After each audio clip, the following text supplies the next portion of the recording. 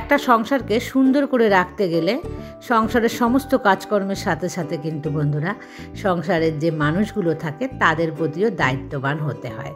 আর এই দায়িত্ব না নিলে তোমার সংসার কখনোই সুন্দর হবে না। স্বামী, সন্তান, পারিপার্শ্বিক সমস্ত কিছুকেই কিন্তু তোমাকে গুরুত্ব দিতে হবে।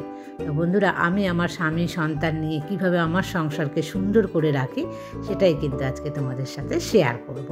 আর এই দেখো সকালবেলা যে ভিজিয়ে দিয়েছি এটা হচ্ছে মেথির ডাস্ট। তোমরা দেখতেই পেলে খুব অল্প পরিমাণে আমি কিন্তু মেথি নিয়েছি। আর ঠিক এতটাই, মানে এর চাইতে বেশি নেওয়ার প্রয়োজন নেই, যেহেতু আমাদের সুগার নেই। তো এই অল্পটাকে আমি একটু ভিজিয়ে রাখলাম। আর বন্ধুরা, সপ্তাহে 2 দিন থেকে 3 দিন তোমরা খেতে পারো। তো আমাকে এক দিদিভাই মানে কমেন্টসে বলেছিল যে সুগার লেভেল কিন্তু নেমে যাবে বেশি খেলে।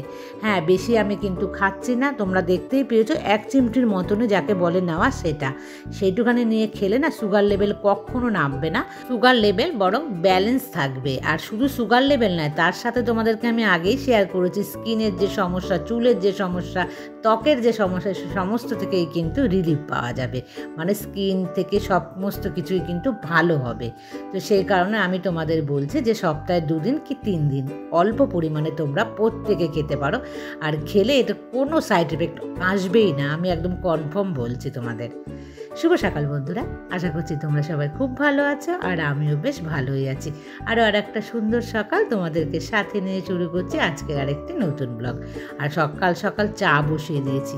তোমরা তো বুঝতেই পারো চা কখন হয় আমার বাড়িতে। তো চা খাওয়ার লোক চলে এসছে। তো সকাল সকাল তো তার চা চাই, তো দিয়ে দিলাম তাকে দুধ চা। আর কাল রাত তখন 10:30 মতন বাজে, তখন কিন্তু এসছে। আসার কথাই ছিল, আমি তোমাদের আগে থেকে কিছু বলিনি। মেয়ে এসছে, তোমাদেরকে বলছিলামই যে আসবে। তো এসে গেছে বন্ধুরা। তাহলে আমার সংসার কিন্তু একদম পরিপূর্ণতা হয়ে গেল। মানে আমরা যে কজন মেম্বার সম্পূর্ণই কিন্তু আমরা বাড়িতে একসাথে আছি। আর বন্ধুরা, তারপর নিচে আসলাম, হাঁক দিয়েছে মাছ আলা এসছে। তো মেয়ের এই মাছটা ভীষণ পছন্দের। আমি 2 দিন করে বাজারে গিয়েছি, তখন কিন্তু পাইনি।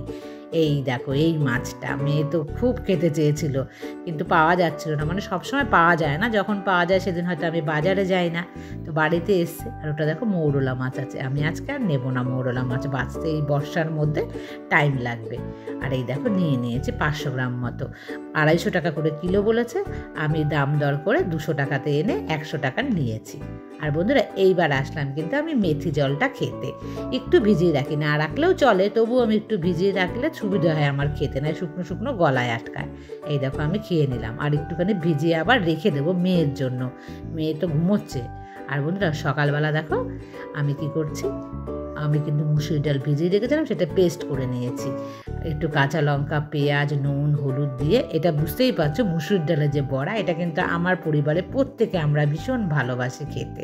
আর মাছালা এসেছিলো সকাল তখন 7টা মতন বাজে। এই মাছটা না খুব তাড়াতাড়ি আসে, তবে এই মাছলাটা যে মাছ কেটে দেয় না, এর জন্য আমার একদমই নিতে ভালো লাগে না আমার কাটতে।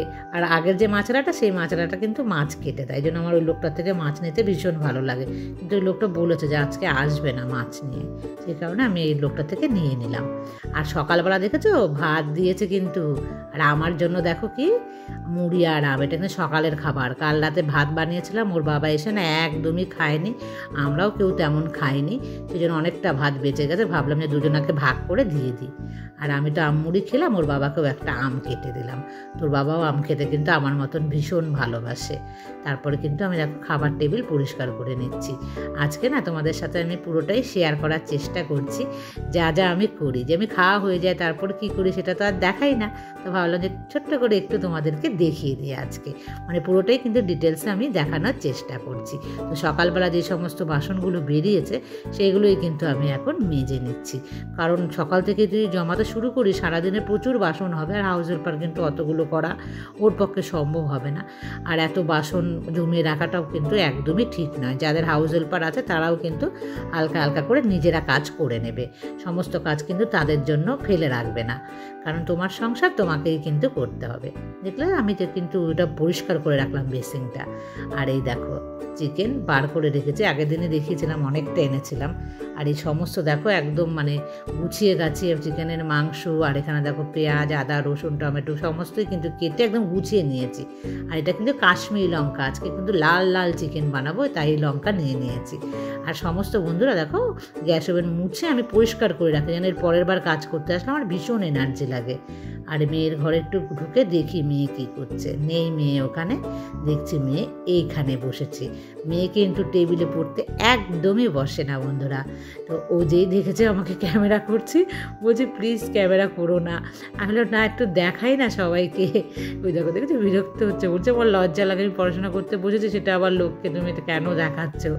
এই দেখো মেয়ের জন্য ভিজিয়ে রেখেছিলাম, সেটা এবার দিয়ে দিচ্ছি মেয়েকে। মেয়ে দেখো কীভাবে খায়। আমি মানে মেয়েকে বলি যে ওষুধ ভেবে খা, খেতে তো মেয়ের ইচ্ছে একদমই করে না, কিন্তু আমার কথাটাও ফেলতে পারে না। আর ও জানে এটার গুণাগুণ কী, সেই কারণে কিন্তু বলে ও যে এটা তেতো নয়, কিন্তু একটা অন্যরকম স্বাদ। দেখবে খুব তেতো কিন্তু একদমই লাগে না, যারা খাও তারা জানো। দেখতে পাচ্ছ ঢক করে খেয়ে নিয়ে এবার দেখো মুখটার অবস্থা। এখানে লাইটটা ঠিক নেই না, তাই তোমাদের দেখাতে পারলাম না। তবে ওর না খেতে গেলে ওই দানাগুলো যে থেকে যায়। আমি তো খেলে ভালোভাবে খেয়ে নিই, কিন্তু চামচ দিয়ে দেখো তো বেশ কিন্তু ও ভালোভাবেই খেয়েছে। উপকারী ভালো স্বাস্থ্যের জন্য সেই সমস্ত জিনিস কখনো খেতে ভালো হবে না, এটা আমরা প্রত্যেকে জানি। কিন্তু যখন আমাদের ছেলে বা মেয়েরা এই সমস্ত খেতে চায় না, আমাদের মা হিসাবে কিন্তু তাদের উচিত যে যেভাবেই হোক কনভিন্স করে তাদের কিন্তু ভালো জিনিসটা দেওয়ার, কারণ এটা আমাদের একটা দায়িত্ব থাকে। আর যেহেতু আমার মেয়ে বাড়িতে থাকে না, সেই কারণে মনে হয় যেন আমার সব সময় যে আমি চেষ্টা করি ভালো জিনিসটা বা কোন জিনিসটা ওর শরীরের জন্য উপকার, সেটা আমি একটু বেশি করেই ওকে খাইয়ে দিই। আর ওখানে গেলে তো আমি জানি ও আবার আগের মতন রুটিনেই ফিরে আসবে, সেই কারণে। আর মেয়েও কি বলছে জানো, মেয়ে বলছে মাম্মা আমি এখানে এসে কিন্তু আমি ফাস্টফুড অনেক কম খাচ্ছি, কারণ ওখানেও সারাক্ষণই নাকি ফাস্টফুডের ওপরে থাকে। আর ওর বাবাকে বলে আমাকে টাকা পাঠাও, আমরা টাকা পাঠাই বলেই না ও খেতে পারে। কিন্তু ওর বাবা মাঝে মাঝে ভাবে যে কি করব, না দিলে মেয়েটা ওখানে খাবেই বা কি। মানে স্নেহের যে বর্ষতা না আমাদের, সেটাই জন্যই কিন্তু আমার মেয়ে এত ফাস্টফুড আসক্ত হয়ে গেছে। আর ওখানে গিয়ে প্রত্যেকেই দেখছে যে ফাস্টফুড খায়, তো আমরাও যদি না দিই ওকে টাকা, ও কিন্তু ওখানে খেতে পারবে না। আর জানো তো ওর মনে হয় সব সময় যে সবাই কত কিছু খেয়ে নিল, আমি তো খেতে পাচ্ছি না, মানে এরকম একটা ব্যাপার হচ্ছে। তো সেই স্নেহর বর্ষতায় কিন্তু আমরা টাকাটা ওকে পাঠাই, আর ও সেই ভুল জিনিসগুলো কিন্তু বারবারই খাচ্ছে। বোঝাচ্ছি তাও যেন ও বোঝে না, এতটা বড় হওয়ার পরও কিন্তু বুঝতে চায় না। কিন্তু তবুও মনে হয় যে বাড়িতে যখন এসছে আমি কিন্তু ওকে ওর প্রতি যে আমার মায়ের দায়িত্ব, সেই দায়িত্বটা যেন আমি ঠিকঠাক পালন করতে পারি, এবং চোখের সামনে যতক্ষণ ও আছে ততক্ষণ যেন ওর শরীর স্বাস্থ্য থেকে সব কিছুই তো আমরা মায়েরা চাই ভালো হোক, সেই ভালোটা কিন্তু করতে চাই।